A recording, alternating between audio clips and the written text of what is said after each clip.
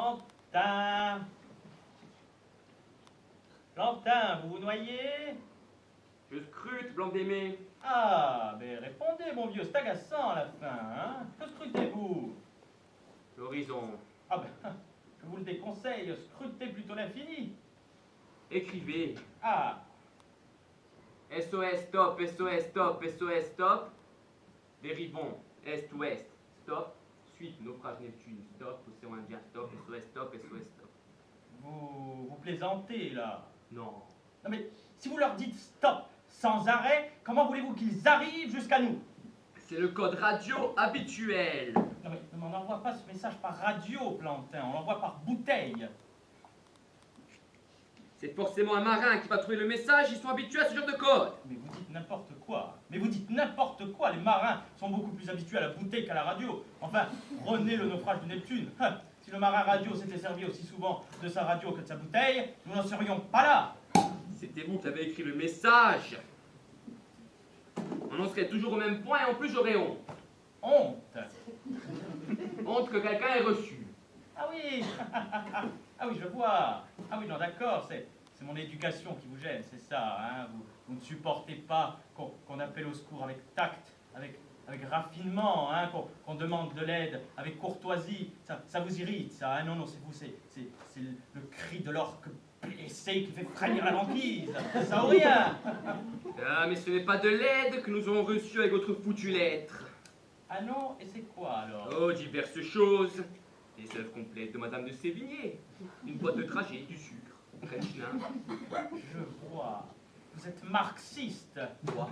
Mais oui, je vous revois maintenant. L'hargne avec laquelle vous serviez les cocktails. Votre regard gorgé de haine que vous portiez sur l'élégante assistance du pont numéro 2 en secouant votre shaker.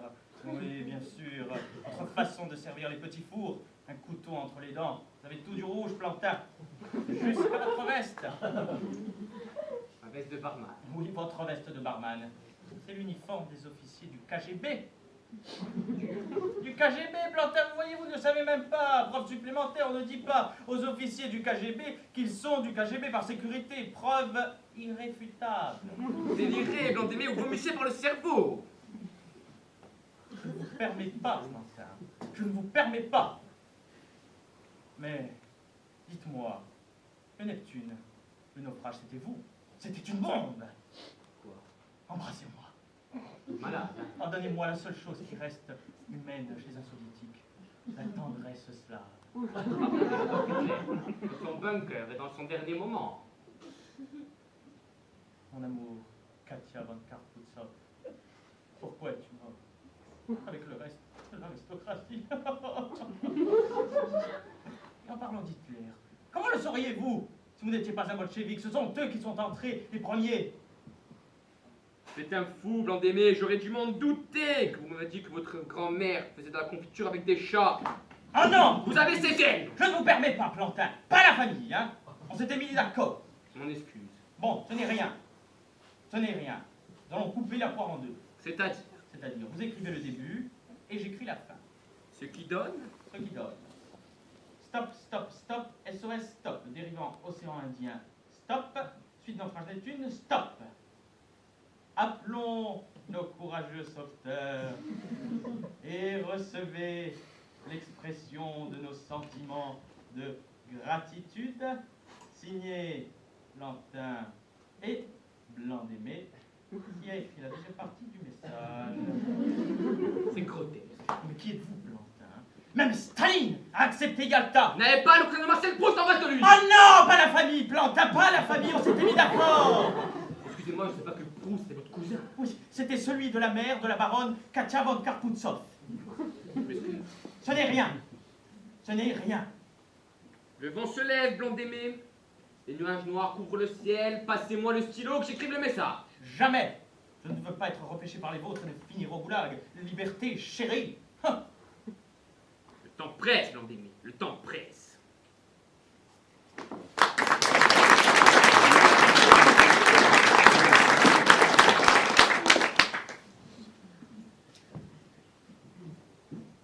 Que faites-vous, Blanc-Démé? Je scrute. Que scrutez-vous donc? L'infini.